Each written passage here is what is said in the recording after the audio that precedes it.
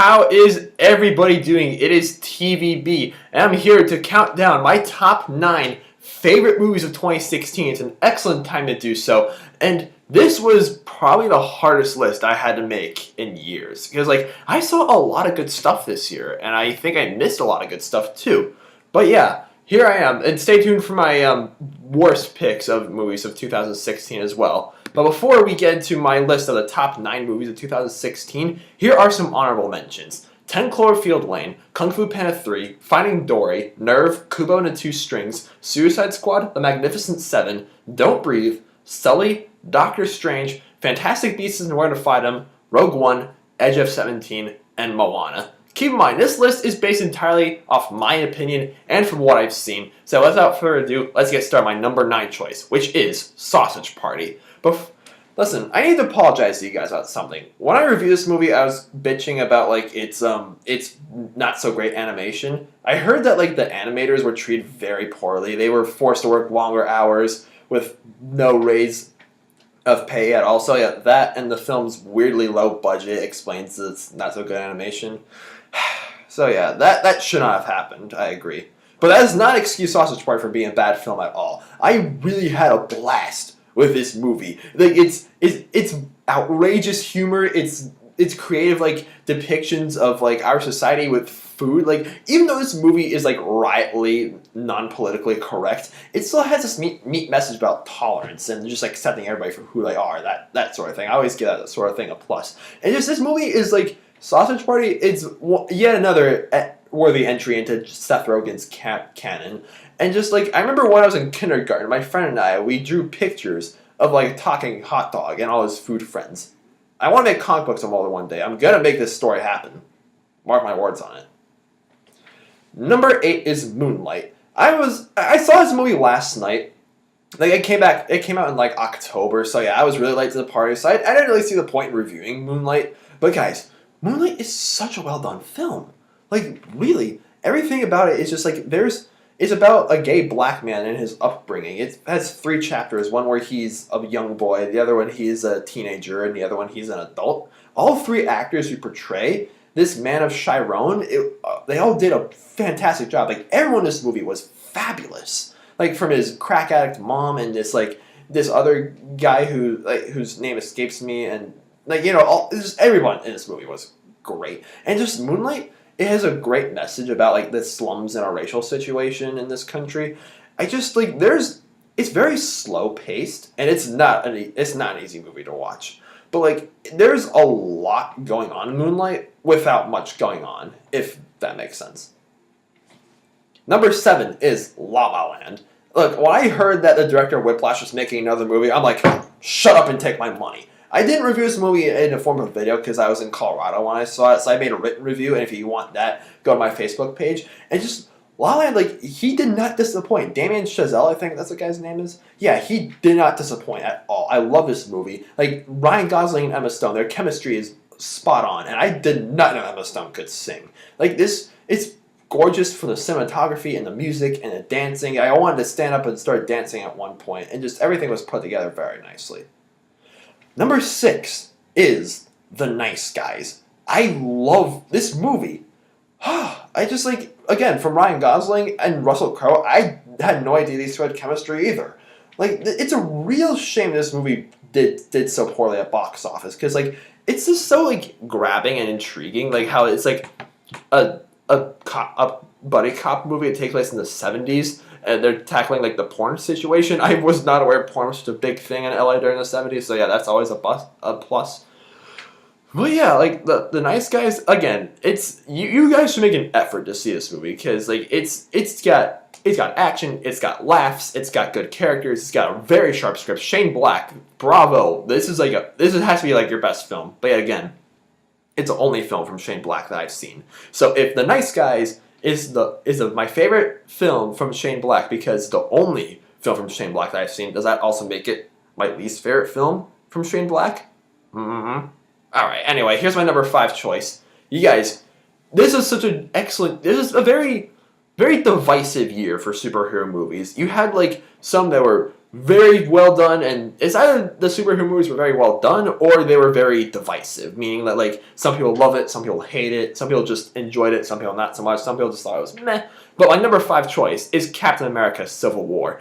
Definitely one of the more complex out of all the Marvel movies, and also one of the darker Marvel movies as well. It's just I had no idea who to root for the entire time, Captain America or Iron Man, and just everybody, like, everyone was great. It brought us Black Panther. I cannot wait for the Black Panther standalone movie. That's gonna be so cool. And Spider-Man. I cannot wait for Spider-Man Homecoming. Like, this new kid who plays as Spider-Man, he was excellent. And just the airport scene alone is earned a spot on this list, guys.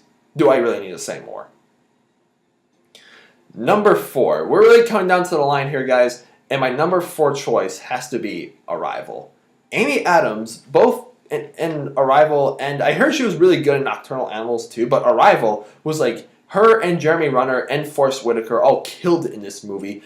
And Arrival is like, even though we've seen this whole like alien invasion thriller done so many times, it's still like, it's oddly, maybe not original, but it's like its take on like language and linguistics sort of thing was very like intriguing, because again, like this, we were probably in that, like, people were probably in that situation so many times throughout human history, and that's exactly what a sci-fi should be. It should reflect on our like human history, and there's like various things that we've done while giving us like giving us sciencey things like aliens in this instance. And this movie, it's not easy. It's not easy to watch. Like, it's very like challenging and makes you think, and if that's not your sort of thing, this Arrival's not a movie for you, I'm sorry. But like, I have to watch this movie a second time so I can just really like point out everything and understand what's going on.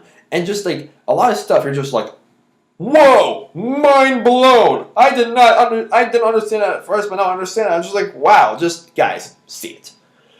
Number 3, oh my gosh, how could I not give it? I had to put this movie on the list. Zootopia.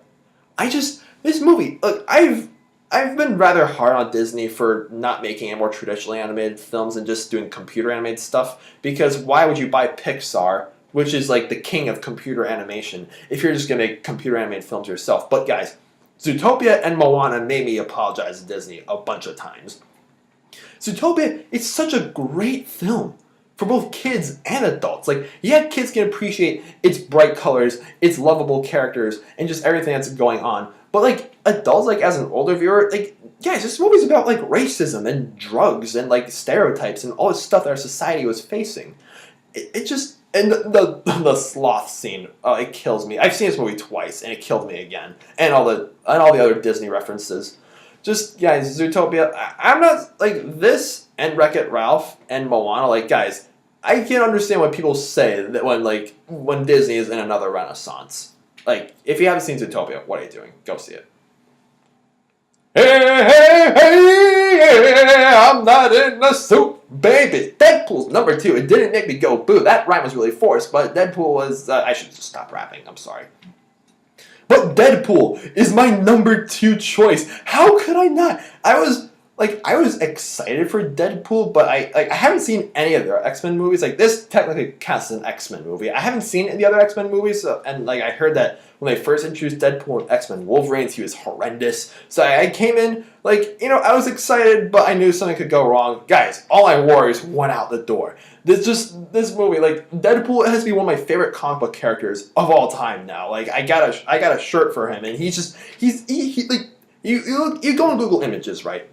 You search up Deadpool memes, you're not going to find any, because Deadpool is the meme. Like, it was so funny, the action was spot on, the cinematography was well done too. This film, like, I've talked a lot about how, like, just because a film's rating just because a film's rated R doesn't automatically mean it's good, but a film's rating should be fitting for the premise. And Deadpool needed an R rating, guys. And it just, like, you just can't do Deadpool justice without an R rating, and it worked so well. Just, comic book movies, just stay loyal to the source material, and believe me, you're going to have hit after hit. Alright, my number 1 choice, viewers, my number 1 favorite movie of 2016. This was, again, very hard for me to pick this year. I didn't get a chance to review this movie because, like most of us, we missed it. I missed it when it came out in theaters, so I had to wait for it to come out on demand. But I have to say, the more I think about it, the more I realize and my number one pick for best movie 2016 is Hell or High Water. This movie, it's you think that a heist thriller has been done so many times, but that Hell or High Water puts it in a very original way. It's just basically a modern Western where you have these two like criminals running away from the law, like these two brothers who are bank robbers, played by Chris Pine and Ben Foster. Almost forgot his name there. It's like, yeah, they're criminals, but they're robbing all these banks to support their family and buy their ranch back, or just like they're very relatable, even though they're like criminals. And the two rangers that are after them, played by Jeff Bridges and I forget the other one's name, but like I didn't know who to root for. Like it follows both their sides, and that's so like I love stories like that where it gives you both ends of the stick. It's like, yeah, even though like Jeff Bridges and his partner are trying to capture these criminals, it's like they're no saints either. Like Jeff Bridges is kind of a dick to his partner who's half Native American, and there's a lot of racial insults back and forth and whatnot. But like everyone in this movie was fantastic. The performances, oh my gosh, I have to see this movie a second time to understand everything that really happened, because this movie is not hard to follow. There's so much depth and so many layers in this movie, but while it being very simple to follow. Like, guys, Hell or High Water, if you missed it, again, I suggest I'm gonna purchase it on demand right now before my rental expires. But yeah, if you guys haven't seen Hell or High Water, like I know most of you haven't, please go check it out. It is my favorite movie of 2016. I'm sorry I didn't get a chance to see it in theaters and review it for you guys, but if I had to rate it on my scale of 0 to 10, it gets a 10 out of 10 stars. It is a filmtastic masterpiece, and I cannot wait to see what it's nominated for when the Oscars come around. Thank you guys so much for watching, and excuse my squeaky chairs. But yeah, let me know, what is your favorite movie of 2016? And what are you guys looking forward to in 2016 too? Yeah, this is going to be yet another year of the sequels and superhero films, but we still got a lot to look forward to. Yeah, let me know in the comments down below and give this video a like. And also, like my Facebook page, and I finally started a Twitter. I'm still rather new to Twitter, so bear with me, but my Twitter link will be in the description as well. So yeah, follow me there, and subscribe if you haven't already. My name is TV9. Stay tuned for my top 9 worst movies of 2016. Good night.